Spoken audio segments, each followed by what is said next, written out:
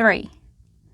When she'd heard the declaration of love between the two specimens of perfection, a need to flee built in Ariana.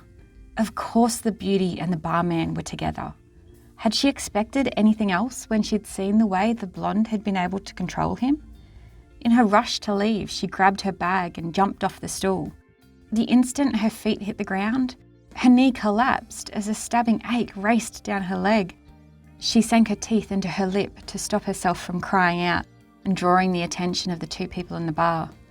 She threw her bag onto her shoulder and hobbled toward the door. Despite the tears burning in her eyes with each step, she moved as fast as she could to escape. She didn't want him to come back and find her midway through her flight from the bar. It had been a struggle to climb the stairs, with her knee still throbbing where it had smashed against the black metal door, but she gritted her teeth and breathed through each stab her kneecap sent through her body. It was only when she hit the street that it struck her that running from the scene was a pretty stupid instinct. She hadn't expected anything from him, not really. Maybe she'd entertained a few fantasies, imagined his hands caressing her body, pictured the deep blue of his eyes, filled with lust as their gazes lock and he drew her lips nearer. The fantasies were irrational, messy, but that was the way Ariana liked things. That didn't mean she was going to screw him right there on the bar, or that she'd entertained any ideas that he was single. For a moment, she considered catching a taxi back to her apartment, but then her situation shook her. She had no money, no ID, and no credit cards. She glanced in the direction of her apartment. It would take around 20 minutes or so to get back there, and she didn't have much choice but to walk it despite the ache. Then reality struck. She needed to organise some things first. Gritting her teeth and regretting the heavy boots she'd put on that morning, she headed to the bank and made plans to get to the DMV to organise new ID. Ariana stalked back and forth in front of her bed.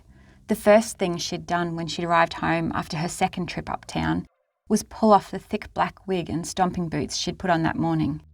Then she released her rainbow-hued hair from the braid she'd set it in that morning.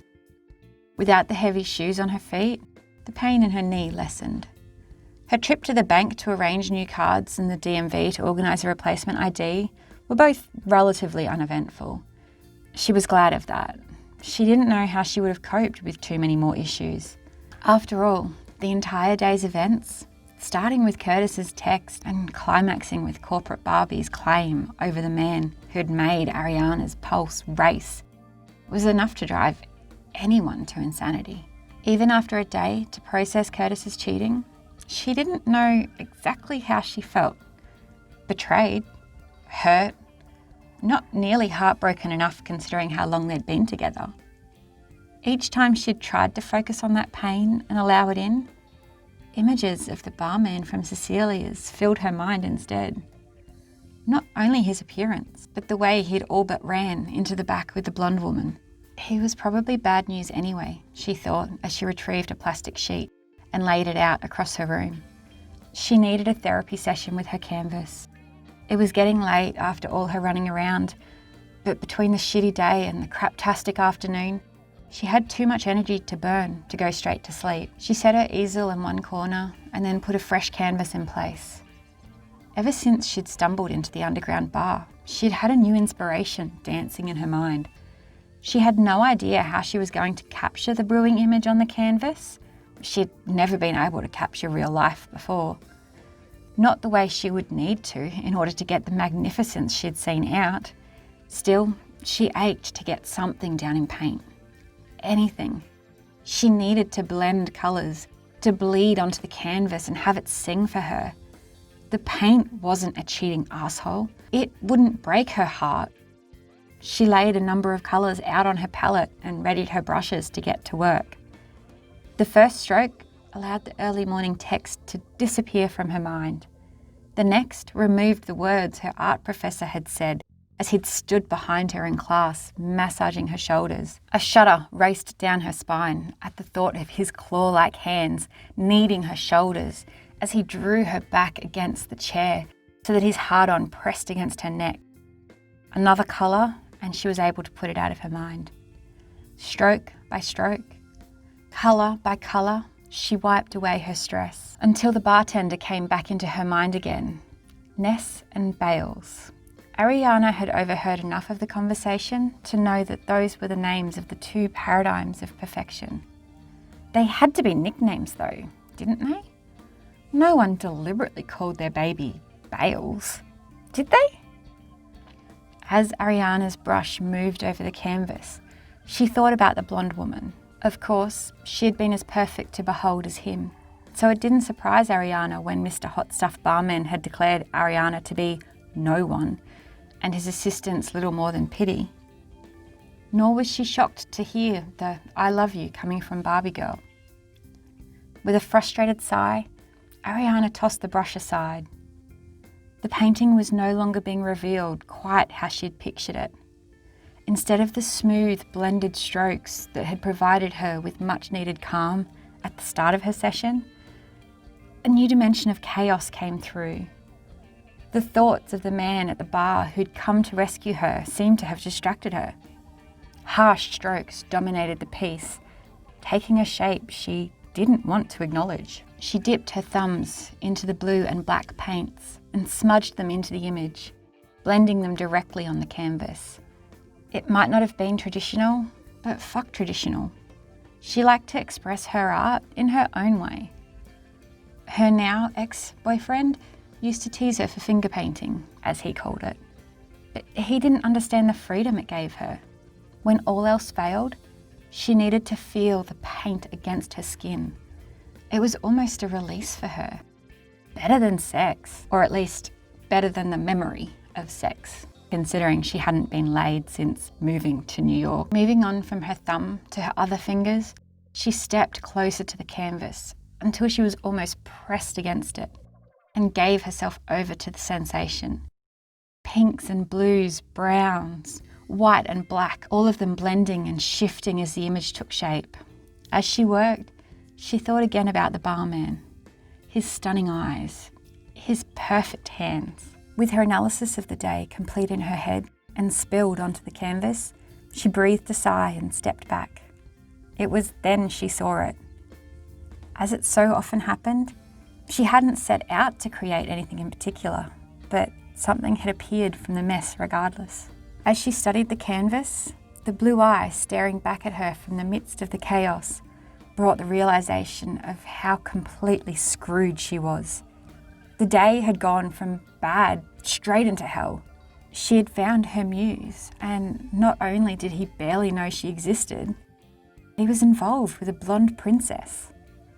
Great, she muttered as she grabbed the thickest paintbrush she could, ran it through the white paint and wiped it over the canvas, destroying the eye so she could pretend it had never existed.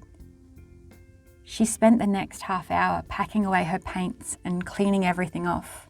Each time she turned toward the canvas, the eye continued to watch her, despite the white streak she had painted across it. I need to do it better. That was the problem with the artwork, she realised. Not that she'd inadvertently captured his eye in paint, but that she hadn't done it justice. She shifted the canvas to the side, brought all of her paints out for the second time, and placed another canvas on the easel. This time, she focused on the shape of his eye. It wasn't quite almond, but it wasn't round either. The bottom had been flatter, and his lashes were short and thick, a ginger brown that was a few shades darker than his hair had appeared. She was only halfway through the painting before she saw she'd failed. The iris wasn't deep enough. She couldn't drown in it yet. Do it better. She put it to one side to dry and tried again. When Ariana woke, she was half sitting, half lying at the foot of her bed. Although, considering it was two mattresses piled on top of each other, calling it a bed was a generous description. Her hands and arms were coated with blue and white streaks of paint. 7 incomplete canvases all dotted her room, and she wasn't happy with any of them. She needed to study the subject more, but not yet. She couldn't go back into the bar until enough time had passed that he would have forgotten who the pathetic klutz who'd stumbled down his stairs was. Even as she had the thought, she found herself laughing. as if she was memorable enough to be stuck in his mind after more than a day or two. Especially with the black outfit she'd worn, not one she was likely to bust out again in a hurry. She was pretty enough, she knew that. She wasn't foolish enough to think that no one could find her attractive. But he was Manhattan cool, and she was small-town reject chic. She sorted through her brushes and the paints she'd used the night before, at least until she'd collapsed from exhaustion after her failed attempts at capturing her muse's gaze. After that was done, and she'd worked out what items she'd destroyed by leaving the paint to cake on overnight, she'd salvaged what could be saved and then headed for the shower. An hour and a half later, she was heading into class. Theory and art history. The subjects were mandatory, but not really what she'd signed up for when choosing to attend the school. "You look like crap," Rachel whispered as the professor droned on about various art styles. Ariana had never really cared why the different techniques existed or what they were called. She just wanted to create.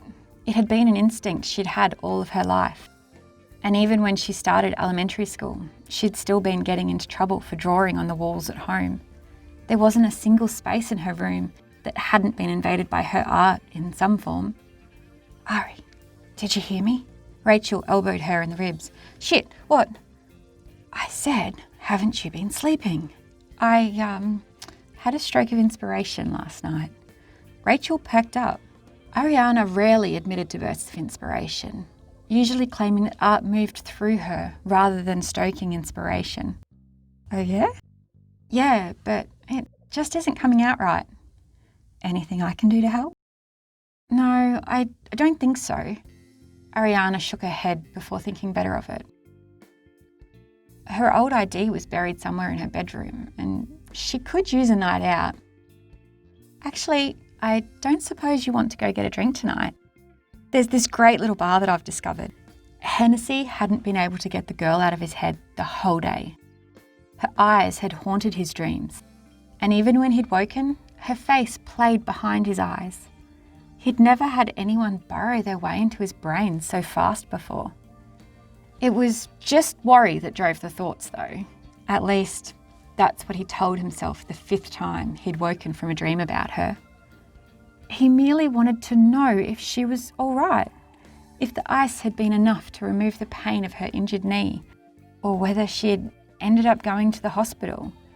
He'd tossed and turned for an hour the night before as those worries and more rushed through him. Silly concerns that mightn't have registered with most people, but that ran through his mind almost non-stop. Had she done permanent damage to her kneecap? Should he have called an ambulance and demanded she go to the hospital to get an x-ray? What if she'd injured herself more than he'd thought? Then she let it get worse and ended up getting sepsis. What if her injury had left her unable to escape a mugger or murderer? What if she'd had a concussion? What if her injury had left her unable to escape a mugger or murderer? What if she'd had a concussion? He'd been so preoccupied with her knee and how fascinating she'd been that he hadn't even thought to ask if she'd hit her head. On top of those worries, more ordinary concerns had kept him awake. What had he done to send her rushing off so fast? He had to assume it was him after the message she'd left him. Had she made it home okay? Where was home? He imagined her slender frame wandering through the meatpacking district with dangerous men stalking her. Shivers had traced his spine whenever the thoughts had struck. No matter how many times he tried to forget her, she'd played in his mind. While he showered, she was there. Brushing his teeth, she was at his side. Every bang or crash outside the door of the bar had him scurrying to the door just in case it was her. By the time he opened the bar for the evening, he'd convinced himself that he had to figure out some way to find her, just to check on her, to ensure she hadn't permanently damaged her knee. It was the first aid reputation of the bar at stake, after all.